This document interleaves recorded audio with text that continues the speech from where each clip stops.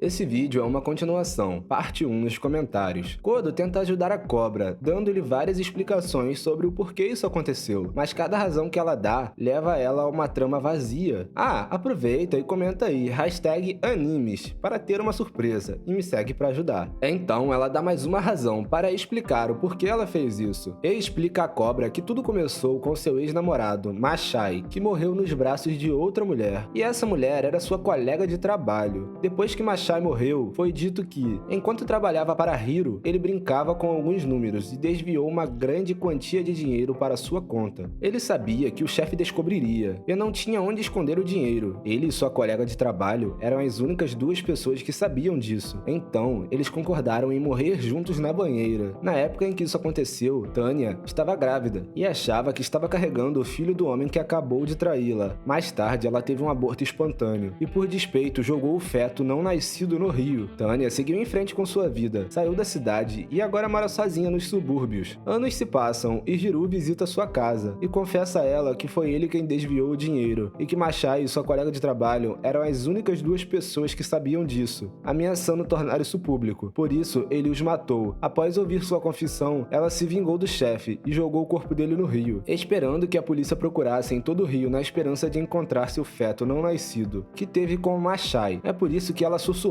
dizendo que realmente queria que alguém os encontrasse. Depois de explicar à cobra o que aconteceu, ela vê Kiro, que estava escondido o tempo todo ouvindo a conversa. Kodo então sai com Kiro e diz a ele que tudo que ela acabou de contar à cobra era verdade, porque ela enviou um de seus espíritos para verificar Tanya quando ela estava detida, e o espírito ouviu ela dizer a verdade, e o verdadeiro motivo pelo qual ela fez isso foi para ver a cobra comer o cadáver do cara. 2 anos depois, vemos que a ex-namorada de Kiro, Saki, agora é uma policial. Saki e seu parceiro discutem sobre um caso recente sobre um homem que bateu no rio enquanto dirigia. Logo após o incidente, o homem disse a Saki que estava distraído por um fantasma muito bonito. Ele descreveu a entidade como uma mulher sem rosto, com 2 grandes olhos. No entanto, o relatório policial, Saki escreveu que era um filhote na estrada, que o fez colidir no rio. Seu parceiro discute com ela e diz que é melhor usar a descrição correta do acontecido. Mas Saki diz a ele que eles não devem mencionar a palavra fantasma em seus relatórios, pois isso só causará problemas. Ela conta a seu parceiro que esse é o trabalho de um fantasma chamado Lady de Aço, ao que ele responde dizendo que já viu muitos casos semelhantes a esse da Lady de Aço, mas ainda não consegue acreditar que fantasmas sejam reais. Antes de seu parceiro sair, ela diz a ele que esses espíritos em Yokkaido existem em seu mundo, e que seu próprio ex-namorado, Kiro, também era como esses monstros, porém em forma humana, e é por isso que ela terminou com ele. Em seguida, ela começa a investigar o local do incidente, e lá ela encontra Kodo, que acaba caindo em cima dela. Kodo estava enfrentando a Lady de Aço, e é quando Saki já está cansada de ouvir falar sobre essa Lady de Aço, e quer derrotá-la imediatamente. Ela corre em direção à entidade e tenta lutar contra ela, mas seu braço atravessa o corpo da entidade. A Lady de Aço então lança uma viga de metal nela,